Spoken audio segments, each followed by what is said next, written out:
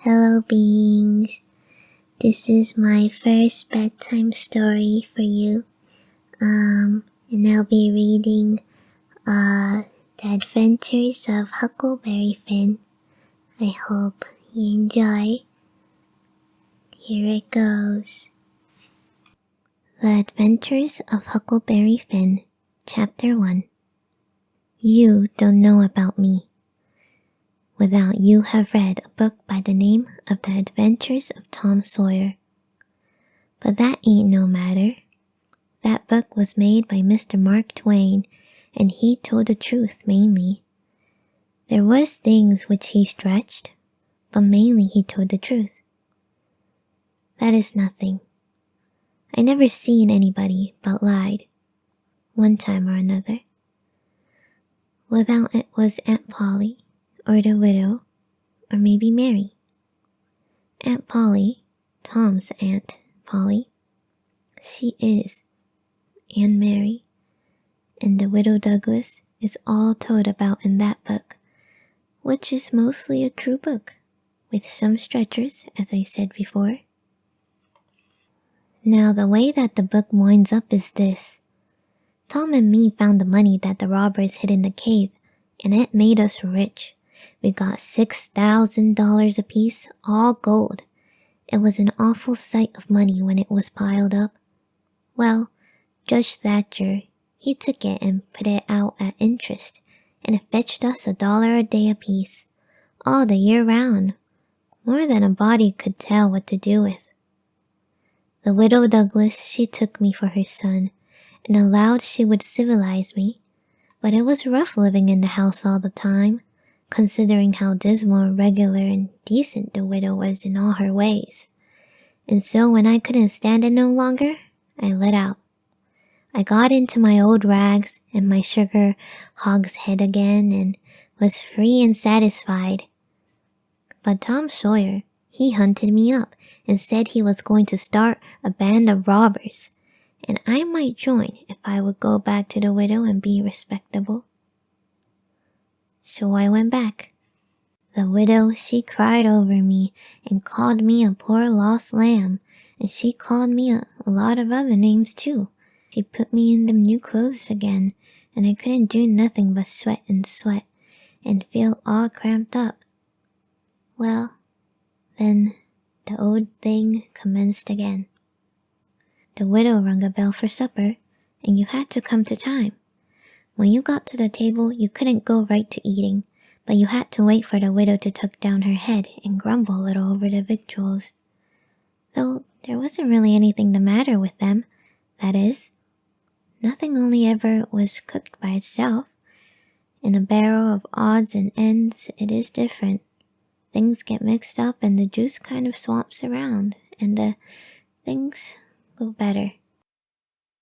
After supper, she got out her book and learned me about Moses and the bulrushers, and I was in a sweat to find out all about him.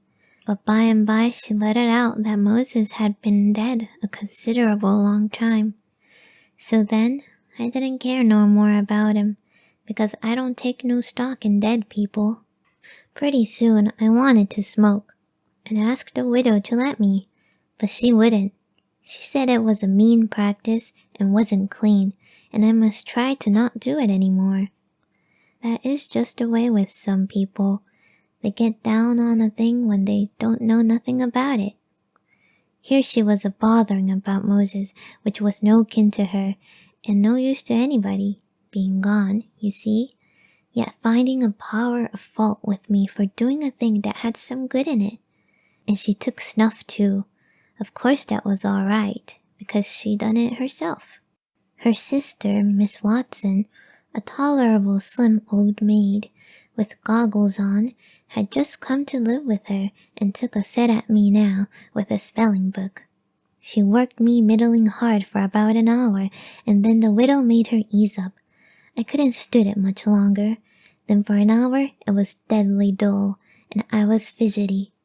Miss Watson would say, "Don't put your feet up there, Huckleberry, and don't scrunch up like that, Huckleberry. Sit up straight." And pretty soon she would say, "Don't gap and stretch like that, Huckleberry. Why don't you try to behave?" Then she told me all about the bad place, and I said I wish I was there. She got mad then, but I didn't mean no harm. All I wanted was to go somewheres. All I wanted was a change. I weren't particular. She said it was wicked to say what I said. Says she wouldn't say it for the whole world. She was going to live so as to go to the good place. Well, I couldn't see no advantage in going where she was going, so I made up my mind I wouldn't try for it. But I never said so, because it would only make trouble and wouldn't do no good. Now she had got a start, and she went on and told me all about the good place. She said all a body would have to do there was to go around all day long with a harp and sing forever and ever. So I didn't think much of it, but I never said so. I asked her if she reckoned Tom Sawyer would go there, and she said not by a considerable sight. I was glad about that, because I wanted him and me to be together. Miss Watson, she kept pecking at me, and it got tiresome and lonesome. By and by they fetched the bleeps in and had prayers, and then everybody was off to bed. I went up to my room with a piece of candle and put it on the table. Then I sat down in a chair by the window and tried to think of something cheerful, but it weren't no use. I felt so lonesome, I most wished I was dead.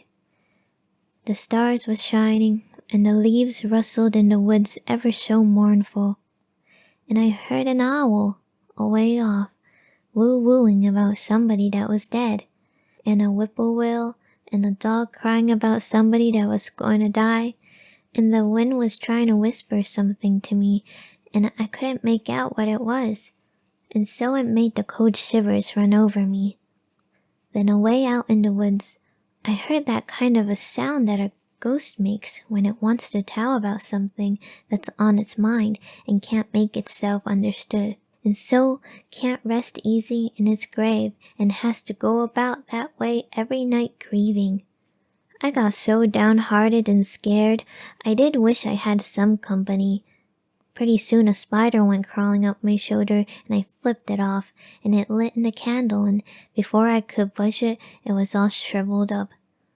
I didn't need anybody to tell me that that was an awful bad sign and would fetch me some bad luck, so I was scared and most shook the clothes off of me. I got up and turned around in my tracks 3 times and crossed my breast every time, and then I tied up a little lock of my hair with a thread to keep witches away, but I hadn't no confidence. You do that when you've lost a horseshoe that you found, instead of nailing it up over the door, but I hadn't ever heard anybody say it was any way to keep off bad luck when you'd killed a spider. I sat down again, a-shaking all over, and got out my pipe for a smoke, for the house was all as still as death now, and so the widow wouldn't know. Well, after a long time I heard the clock away off in the town go boom, boom, boom, 12 licks, and all still again, stiller than ever. Pretty soon I heard a twig snap. Down in the dark amongst the trees, something was stirring. I sat still and listened. Directly I could just barely hear a "me-yo, me-yo" down there. That was good. Says I, "me-yo, me-yo," as soft as I could. Then I put out the light and scrambled out of the window onto the shed. Then I slipped down to the ground and crawled in amongst the trees, and sure enough, there was Tom Sawyer waiting for me. We went tiptoeing along a path amongst the trees, back towards the end of the widow's garden, stooping down so that the branches wouldn't scrape our heads. When we was passing by the kitchen, I fell over a root and made a noise. We crouched down and laid still. Miss Watson's big bleep, named Jim, was sitting in the kitchen door. We could see him pretty clear because there was a light behind him. He got up and stretched his neck out about a minute, listening. Then he says, "Hoo-dah."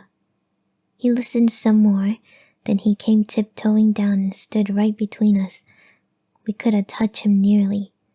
Well, likely it was minutes and minutes that there weren't a sound, and we all there so close together. There was a place on my ankle that got to itching, but I doesn't scratch it. And then my ear began to itch, and next my back, right between my shoulders. Seemed like I'd die if I couldn't scratch. Well, I've noticed that thing plenty of times since. If you are with the quality, or at a funeral, or trying to go to sleep when you ain't sleepy, if you are anywheres where it won't do for you to scratch, why you will itch all over and upwards of 1,000 places. Pretty soon, Jim says, "Say, who is you? Where is you? Dog my cat's F, I didn't hear nothing." Well, I knows what I's gwine do. I's gwine sit down here and listen till I hears it again. So he sat down on the ground betwixt me and Tom. He leaned his back up against a tree and stretched his legs out till one of them most touched one of mine.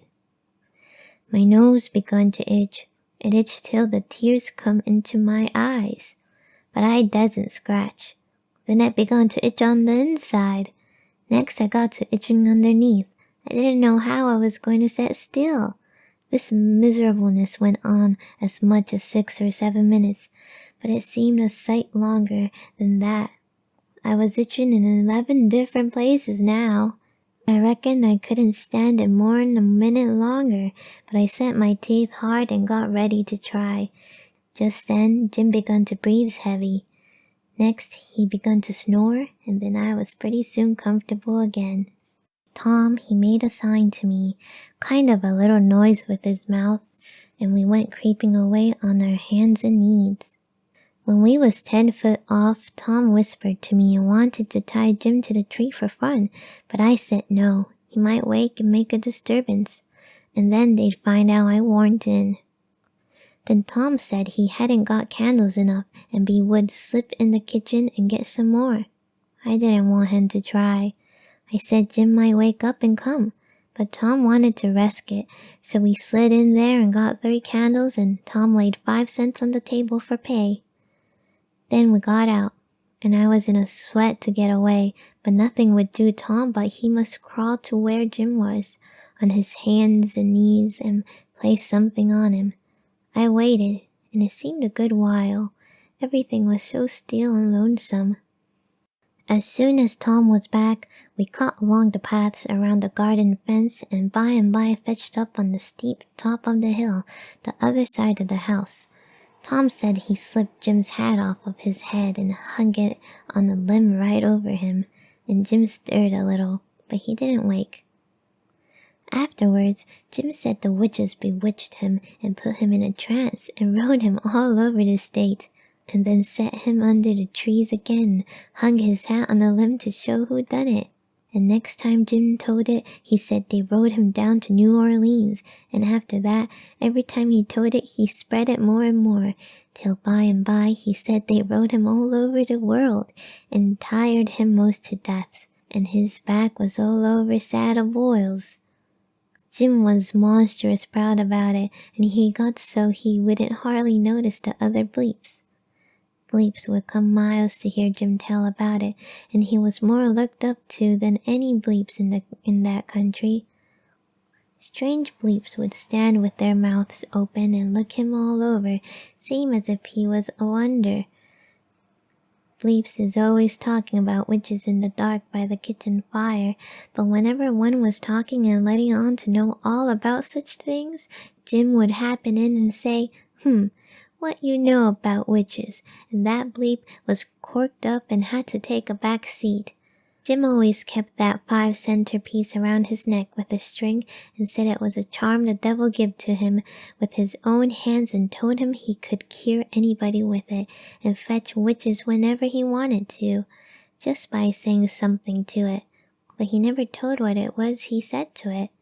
Bleeps would come from all around there and give Jim anything they had just for a sight of that 5-center piece, but they wouldn't touch it, because the devil had had his hands on it. Jim was most ruined for a servant, because he got so stuck up on account of having seen the devil and been rode by witches. Well, when Tom and me got to the edge of the hilltop, we looked away down into the village and could see 3 or 4 lights twinkling. Where there was sick folks, maybe, and the stars over us was sparkling ever so fine, and down by the village was the river, a whole mile broad, and awful still and grand.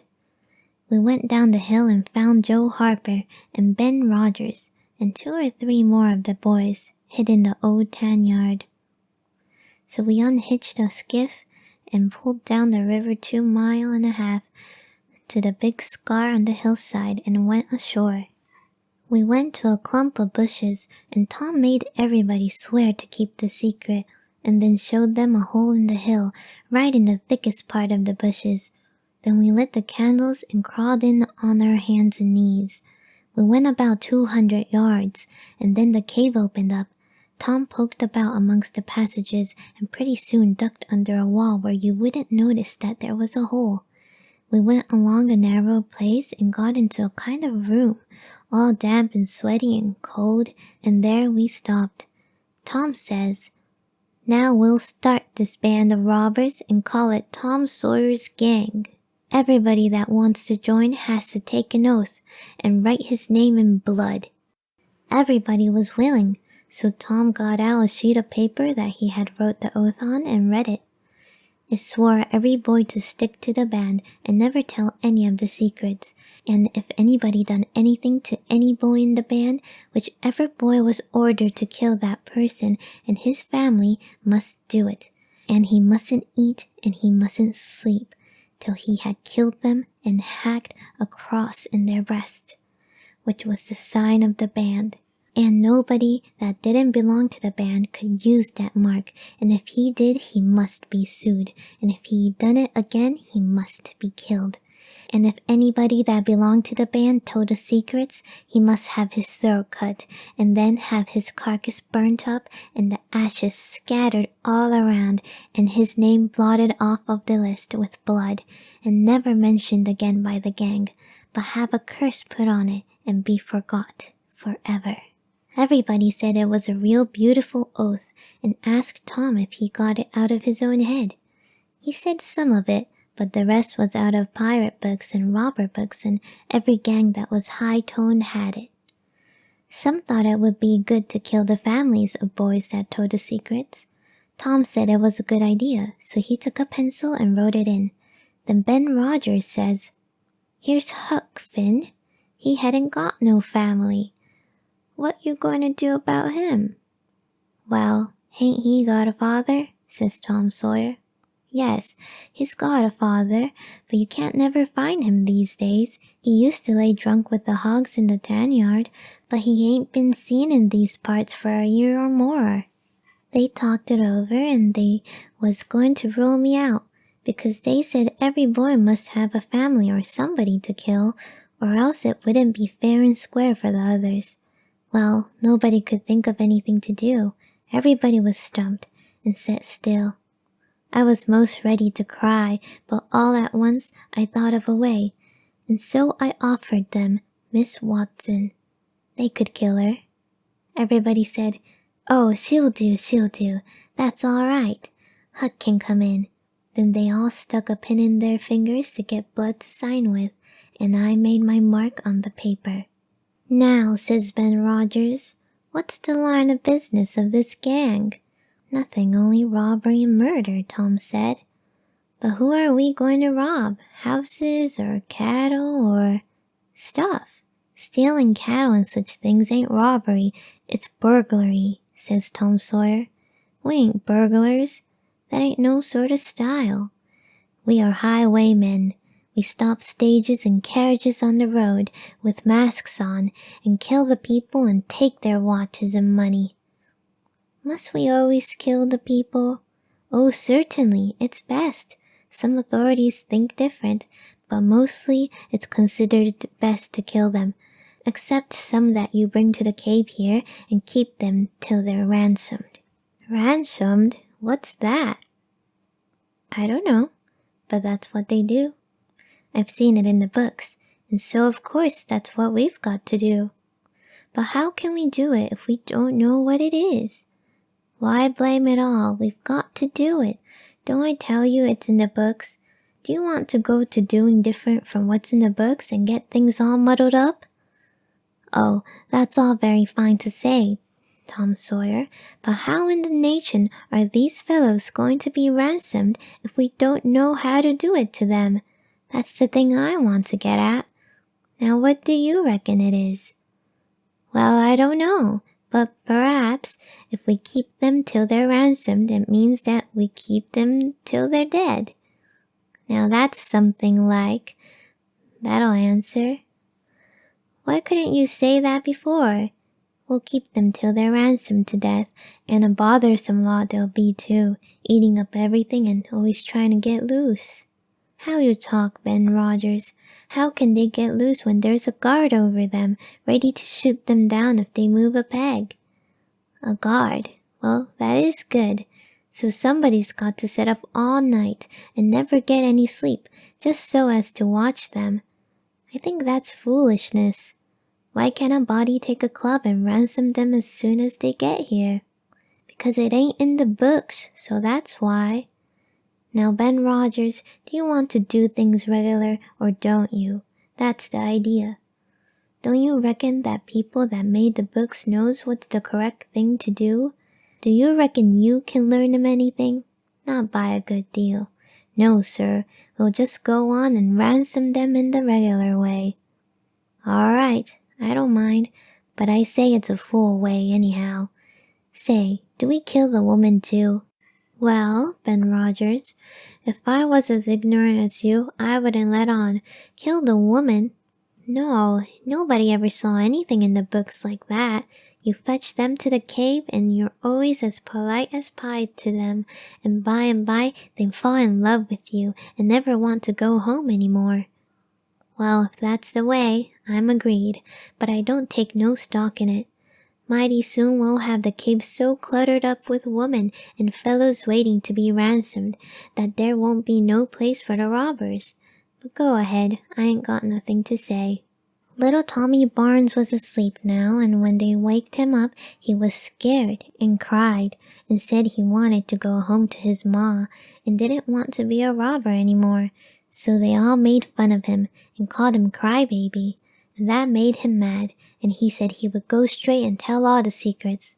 But Tom gave him 5 cents to keep quiet and said we would all go home and meet next week and rob somebody and kill some people.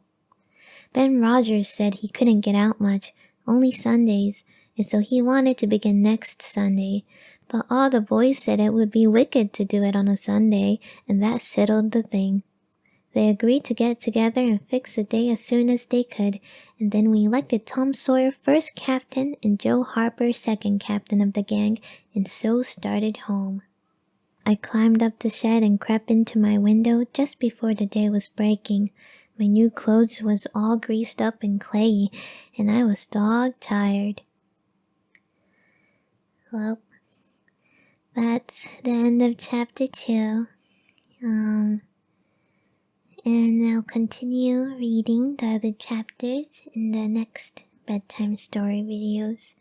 I hope this helped you beings fall asleep.